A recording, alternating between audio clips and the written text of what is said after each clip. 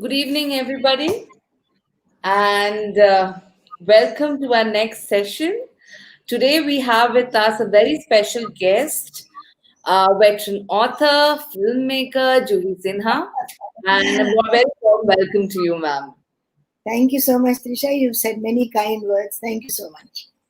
I haven't even started with the kind words yet, so I'm going to give you a brief introduction to Okay. the people who still don't know you. I'm sure almost everybody knows you, but a brief introduction for the people who are young and are coming I up and hope they know about you.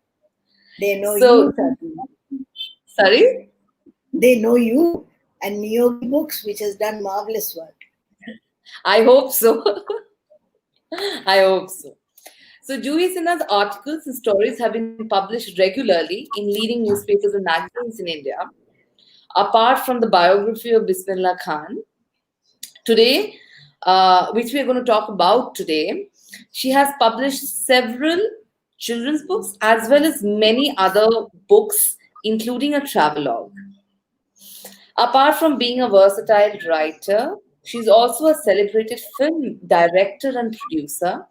And under the banner of Juhi Sinha Productions, she has produced hundreds and hundreds of programs, and I'm sure many of you've actually seen a couple of them at least. On 21st August, India remembered the beloved musician on his death anniversary. So the book Yes. that we're talking about and the personality that we're going to talk about is Bismillah Khan, the maestro from Banaras, written by Ms. Juhi Sinha. Now again, I'll start again with the point that on 21st August, India, the Indian media and everybody remembered the beloved musician on his death anniversary. In 2018, Google also created a doodle to celebrate his 102nd birth anniversary.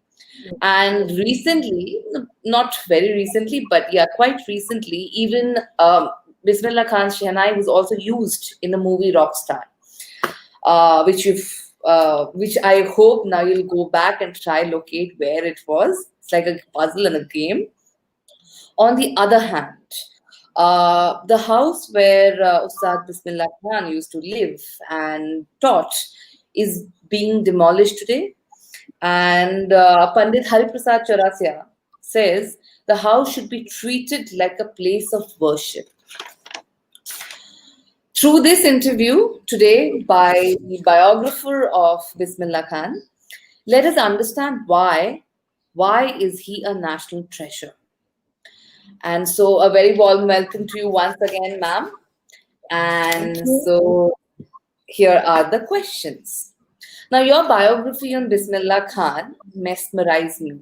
And when I went through it all over again just to do this interview, it brought Khan Sahib and Banaras alive for me yet again. During lockdown, that's perhaps one of the biggest pleasures that a reader can get. So, Thank you you. also did a documentary on Bismillah and Banaras. What Yes. was your experience of meeting him? Could you please tell us a bit about your interactions with him with a couple of anecdotes and things like that? Yes, sir. I was told that Bismillah Khan Sahib is very difficult to meet. A fact that I discovered myself when I was shooting for a film in the Banaras Gharana. And various attempts to get in touch with him led absolutely nowhere. Anyway, Hmm. being a producer teaches you to go the sound down and the way, and finally, I did get to meet him. And all my Hmm. efforts were worth it because what I had heard of him, the fact that he tried to get a lot of money, that he needed money for various performances and everything, and there was a tinge of his being a mercenary in depictions in the press.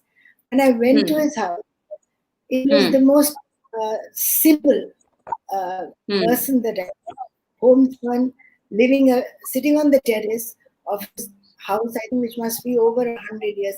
And I'm really sad to hear that they're going to be demolishing it because it is a national treasure, both Bismillah Kasam and that house. He came to the house when he was 4 years and lived there all his life. When others moved away, he did not. So my interaction with him was so warm. It was in complete contrast to what had been told to me. That he was a difficult person, he was difficult to meet and to interact with. I found no such thing. I found a person who was happy to meet, happy to relate his experiences of already nearly 90 years, 9 decades. And I think he told me many anecdotes, but the one that described him and his interaction with Banaras and his whole philosophy of there being just the one God, music, or namaz, it all leads to God, is what he mentioned. When I Hmm. met him, he talked about how when he was, I think, a youngish disciple of his Mamu, who was his guru, Aliva, he used to Hmm. practice in a small room outside of the Ganga, high up on the terrace. And Hmm. I mentioned how he had been practicing. And there, uh, he said, after I had practiced for a couple of hours, suddenly he got a whiff of a perfume, of a scent and fragrance, and he was distracted by it. He wondered what it was. He Hmm. described in vivid detail how he believed that his Hmm. position where he was, in the midst of Hmm. various Tirthan, there was the Mangala Maya on one side, Jatarka Mandir on another side, there was Ganga Maya flowing below, and Yeah. Balaji temple on the ghats. He said, Charo taraf sthan hi sthan the. And Hmm. that I think describes what he felt that Banaras had given to him, the spirituality that he discerned and believed in Banaras, in Ganga, and he believed that it was the darshan of Balaji himself. And that, I think, gave him what he thought was a kind of a spiritual gift from Yeah. Banaras and from Varanasi. Hmm. I think I he told remember. me, Risha, and but Sorry. this one, he gave me related many because he really loved to talk about his old experience. He was in Huh. Darbar through and through. He loved relating it to a receptive audience, and I was a fan. So I think Yeah. that made life easier for the both of us. Yes. So we'll come to that Bismillah Khan, the storyteller, in a while. That is Yeah, also an interesting aspect that people should know. But yeah, a small anecdote. So the next question will also be based on that. I've actually framed that. Um,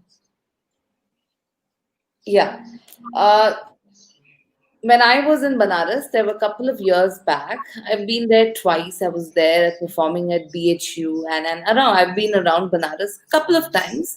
But there was this one time we were waiting.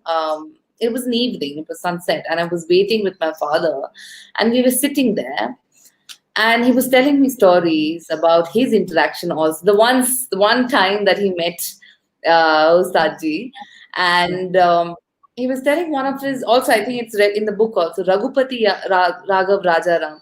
I think that song and his association with the Ganga, Bismillah Khan's association with the Ganga and Banaras was quite special. That Ganga Jamuni Tehzeeb was quite out there definitely. in this entire thing. Yeah, So, and in this book, there's an entire chapter dedicated to Banaras, and then a little bit about the Banaras Gharana, which I found extremely enjoyable. I learned a new thing, not just about Bismillah Khan, but also the music from Banaras. yeah. And as a part of a documentary, also you documented a lot of it. How has seeing Banaras through the eyes of the maestro changed your relationship with the city? I wish I could encapsulate what it meant to me because my family originally comes from Banaras and from Allahabad. I have passed through it as a child, and it meant only a couple of things: Banaras glass bangles, Banaras brocade, and maybe a visit to the Ganga. Hmm. But when I heard Bismillah Khan talk about Banaras, it was another Banaras. It was like opening a picture window to about Hmm. 67 years of colorful cultural history that he was able to read about Wow. Banaras. And Hmm. that was something that was fascinating. I had never imagined a Banaras like that. Having passed Hmm. through it on a road trip, never thought much about it. But Hmm. he described to me in detail the festivals that Banaras was famous for. He described the mehfils and the betaks And as a boy walking through the streets with his mamu, with his uncle, was his guru. Mm. And Yeah. special sweets of Banaras that he enjoyed as a child, Malaya. And he Mm. talked of the street of ill repute, if you will, called Mm. Dalman, and the Mm. singers of Dalman. And all of these shaped his whole ethos of life in music and the cultural inheritance and legacy of Banaras, Mm. which he was extremely proud of and never moved away from, definitely. Yeah. Yeah. That Banaras was something that I had never known, but having Mm. done the research for the book and then for the films earlier, it and meeting Khan Sahib, because he was the Yeah. one who brought it all alive and made one want to meet and see the Yeah. many aspects of Banaras that so far had Mm. remained hidden from me. Yeah. So now that is about how you came across all of these things. Now let's talk about how did you come about doing the research? Because in your book, it's written it was difficult to reach to him. Tell us, how did you do the entire research for writing this book and your documentary? I had gone there originally to do the research for my film on the Banaras Gharana. And subsequently, when I went to do the research for the book as well, then I found I needed to meet a lot of other people who had interacted with Mm. Khasa. So then I Mm. met his family. I was lucky to be able to meet Bismillah Khan Sahib, I mean himself. And he was a fund of knowledge and information Mm. about me. I met his Mm. family, met his son. His second son, Nayyar, was especially forthcoming. I met Mm. scholars. I met the Rais who created the patronage that the Dal Mangi singers required. One of them I was able to meet who was a fan of my film as it had turned out. Mm. So I met him. I met his old associate, Manu Master, who for 75 years made the trademark Hachkan and Topi, which he came to be known, so well worldwide. Mm. And I met scholars. I met the Panwala. I met the Rickshawala. He never bought a car. He thought he Mm. didn't need one. And the familiar backdrop of the Rickshawalas, the Panwalas, he loved Magdal, a sweet that is prepared. So I talked to a variety, and they all brought, alive an Mm. image of a man who was not only a great artist, but a man so simple, so, what should I say, free from any airs, grounded in his Mm. beliefs in Banaras and his music. Mm. So this is an illustrated biography. Do you think the pictures add value to the book? Trisha, it's well said, that yes, that a picture is worth 1,000 words. And there is little doubt that yes, they convey a lot. But Yeah. on the other hand, yeah, there are so many moods and moments of Yeah. Khasa that are really unforgettable. But Hmm. what I found in writing the book, that a beautiful picture, say, of the Banaras Ganga Aarti in the evening, every evening, it's a Hmm. beautiful thing. And as an image, it's wonderful. But it Yeah. doesn't quite capture unless you describe the fervor and the emotion and the devotion of the people who gathered there, the silence that suddenly falls when the aarti is over, the fragrance of the agarbatti and the sound of the music over the Ganga, it doesn't capture all of that. It's a No. beautiful, and the same with Khasa. The images you show capture his different moods. But after a while, if I want to talk about his wit, his charisma, his charm, his storytelling gifts, those I have to illustrate with words. Unless you make a documentary, which of course I was Yeah. fortunate enough. So Yeah. I think both complement. I'm happy that the picture book came out, the pictorial book came out, because it certainly gives an image to a Huh. lot of things that Banaras is and Hmm. was. But at the same time, the words give Hmm. it a certain, you could say, texture and detail that picture Yeah. photo cannot always give. Yes. Absolutely. So in the photo credit section, I can read Avinash Pashricha, Raghu Rai. You've clicked some pictures. PK Day, Shobik Sarkar. There's a huge, the long list and of illustrious photographers who have contributed to the book No, through in fact, photographs. I was lucky enough to get Raghu Rai to give me that picture for the cover because he Yeah, himself had it in detail. So when I yeah, requested him, he was generous enough to let us use his picture, his photograph on the cover. yes, absolutely lovely. So, coming to the next question, which is on the Guru Shishya Parampara. Bismillah Khan believed in Guru Shishya Parampara.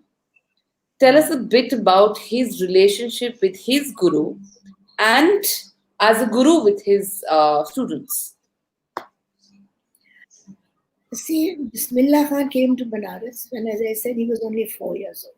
His brother Hmm. was 6, and his Hmm. mamu, there were 3 of his maternal uncles, and they were all Shahnai players of note. Yeah. And Hmm. they were also, his family was a family of singers. So Hmm. they could sing and play with equal felicity. Hmm. Bismillah learned to be with his mamu, the youngest one, Ali Baksh, Hmm. Hmm. because he was very fond of him, and he later accepted him and regarded him as his guru. And he believed in the Guru Shishya Parampara because he found that if you give a complete kind of a surrender to the Guru and follow Hmm. him around, not only do you get lessons in music, but in life, in morals, in everything else about it. And you get a 24-hour window. There is, it's a, there's no break, there's nothing. You believe that you, if you go with your Guru, you're going to know the best.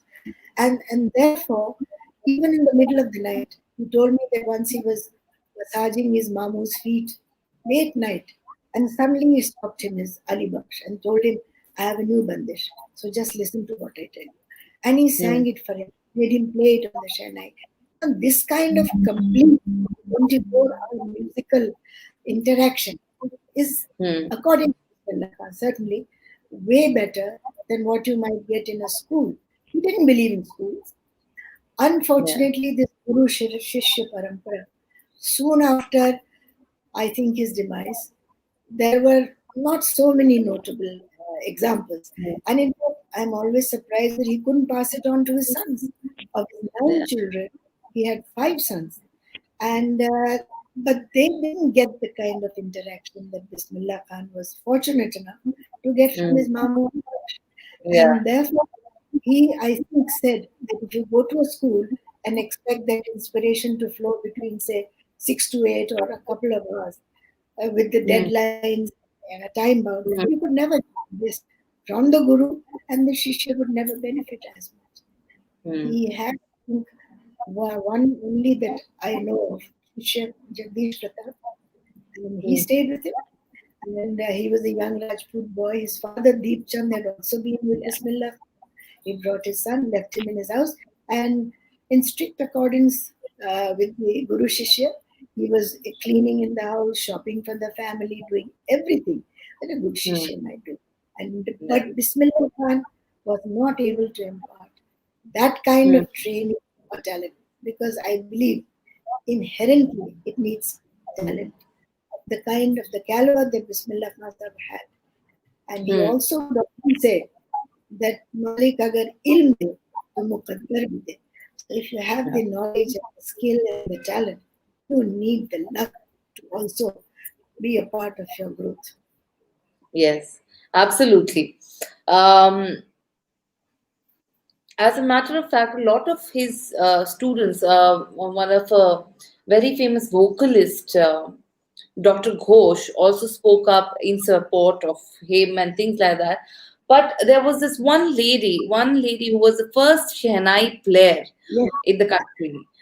She yes. didn't get the recognition that would have come with time or thing, but yes, she was still the first Shehnai player. Could you tell This us a is little bit about her? this is Jagdish Pratap's daughter, Ah, Bhageshwari.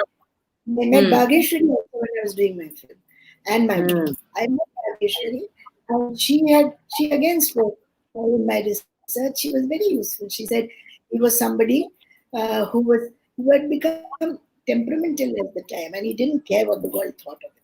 But Bageshwari, yes, and probably is the only Shehnai player that the country has had, and she did not get recognition. I don't know whether it is the social mores of society, the patriarchy that still runs deep, or whatever. But she did not get that kind of recognition. But she was his Shisha.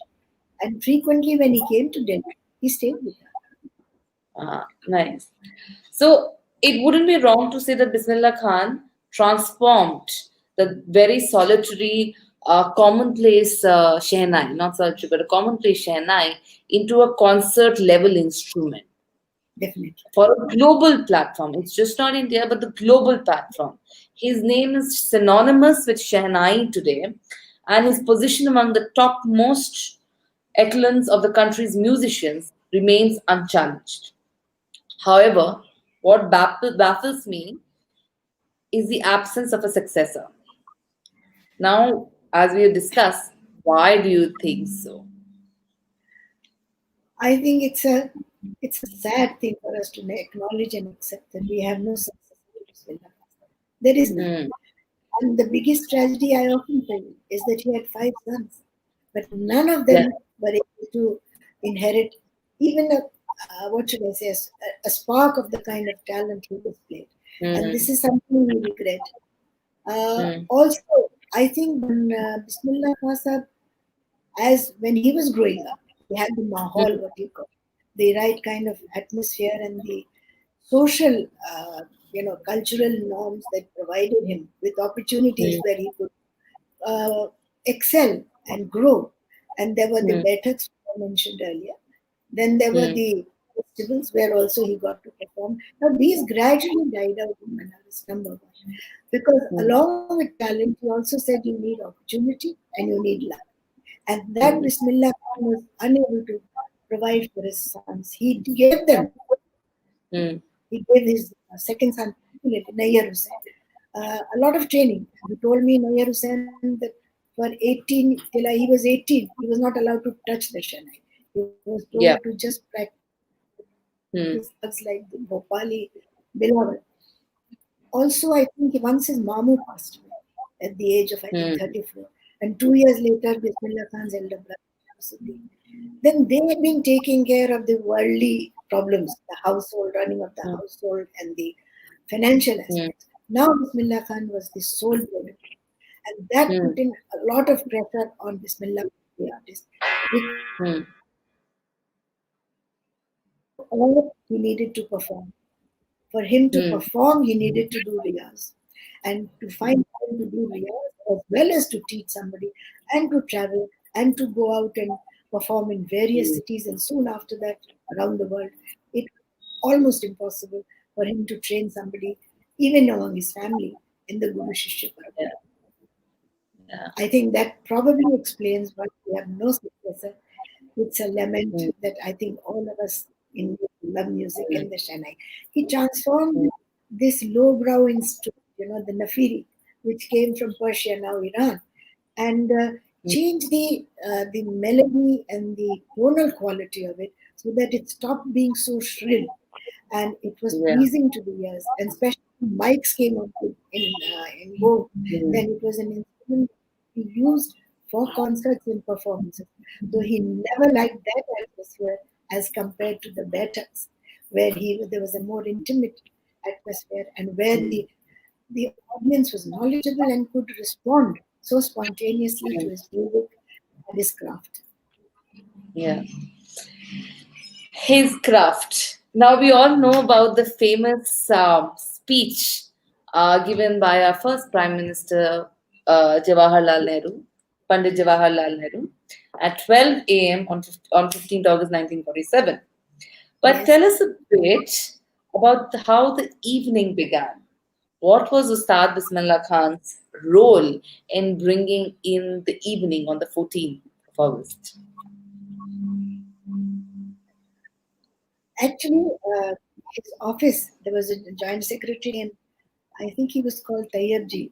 He was given the task of locating and bringing Bismillah Khan to Delhi.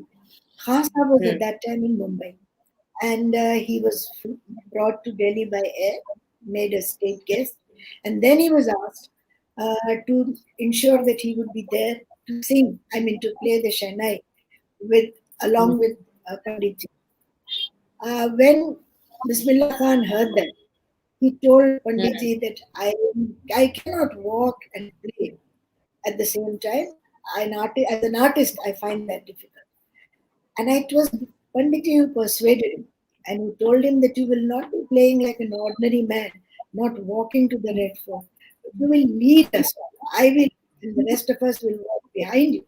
You will be leading the country and all of us to the first dawn of freedom. And that's how it happened that he went and played at the Red Fort before Panditji's speech. And subsequently, 50 years later, when India celebrated its 50th year, was again, he had the unique distinction of playing again. And subsequently, I think throughout his life, even after he passed, his music was always there to ring in Independence Day. I think it was something that we are all proud of, and I think he was too. Yes, absolutely. I'm not sure that many of us actually noticed that it's been there. It's a part of our Independence Day celebration for so long, and it's glad that you brought it front for a lot of us. We'll be more mindful of this thing. Having said that, let's come to another interesting question that we had saved for the last, and that is, tell us a bit about Bismillah Khan, the storyteller. We've already posted a very snippet of from your documentary on our social media pages, and I have got I've received amazing comments and then feedback on that story. But tell us a bit more, because that was just too short for us to have enough of it.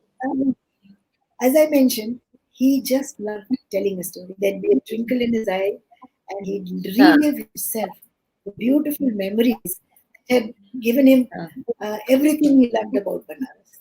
So I think one of them I've already told you about his belief that he had been given darshan by Balaji. The other one that I really enjoyed was the one he told me about Holi, when there would be these processions in the streets and gullies of Banaras. And he would be singing, he would be playing the Shehnai. There would be small gifts, that the kaseras, the coppersmiths would give to all the performers. And he would walk with them, and he once said that there was so much gulal that I was inhaling it, and I coughed it out. But I didn't mind.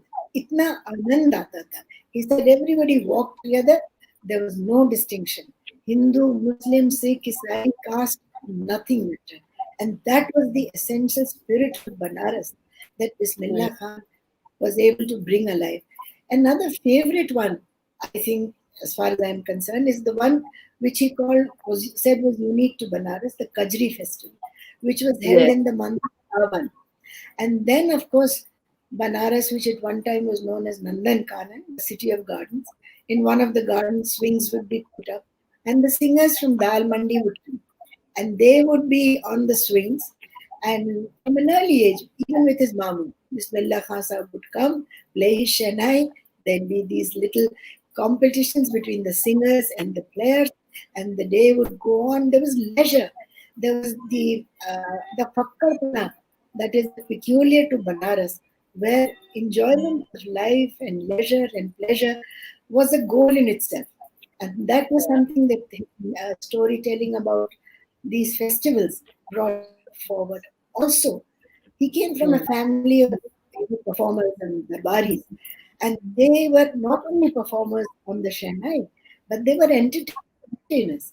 And they would come up with a quick repartee, a little anecdote that might bring a smile to his patrons. And that was something that Bismillah Khan Sahib had inherited. And he was excellent at all. His little thing with Begum Akhtar, how he would tease her, his interaction, Naina Devi, with all these singers. He had a great deal of respect for them. He said they were not just mere singers. They were repositories of culture and refinement and etiquette. And that, I think, is how we should also view them. Because his whole description of these events in Banaras, I think, brought alive Banaras for me. And I hope through your book, and through Mm, those who have seen the film. His spirit of there was a feeling of uh, pleasure of just being in Banaras. That in itself was a goal. And the mm, ordinary man along the streets was also believed to have the most basic knowledge of music, of art, of poetry, of shero shairi. So that yeah. created something that had made Banaras, certainly, and it may still be alive in parts. I haven't been back after that. So that Mm, gave Banaras its unique quality. yeah. Oh, wow. Now, but I'll have to ask you the last question because every good thing comes in small packets, and I'm sure after this interview, a lot of you will go and pick up this book and read more, and perhaps come back to us again with your questions, so that we can I have a hope, second discussion I about hope the so. book. It was my But the last intention to question, bring Banaras alive, sorry. and it was my intention to bring Banaras alive, and Yeah, I hope I'm able to do that in my book, and I hope we have absolutely. a translation, and the translation in Hindi should make it Yes, available to spoken Hindi. So all yes. the best, yogis, for doing a marvelous job, and best of luck. And I look Thank forward you, to but my we have next one book. question left. Yes, but we have one question left. I'm sorry. But we have one more question. I have one more question for Suddenly a you. voice I couldn't hear. No problem, but we have one more question. That's the last question. Perhaps And it's on the future of Shehnai and the Banaras Gharana of Shehnai. We're not talking about the vocal, but the Shehnai. What do you think is in store for us?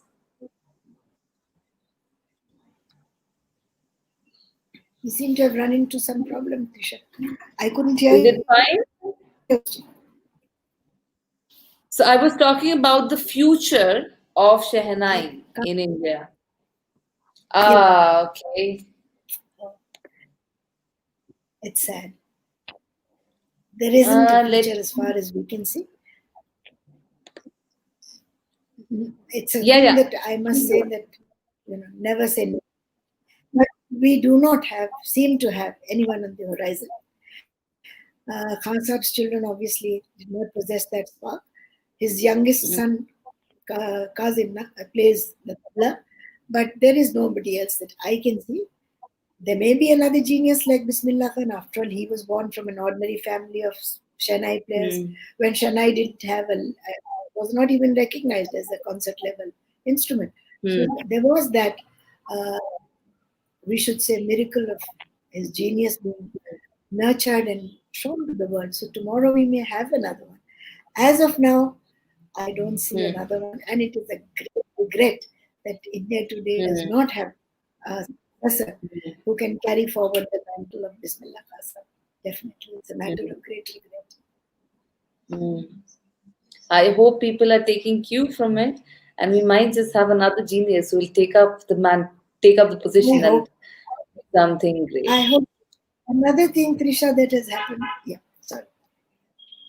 Can you hear me? Are we still on air Yes, again? yes, I can hear you now.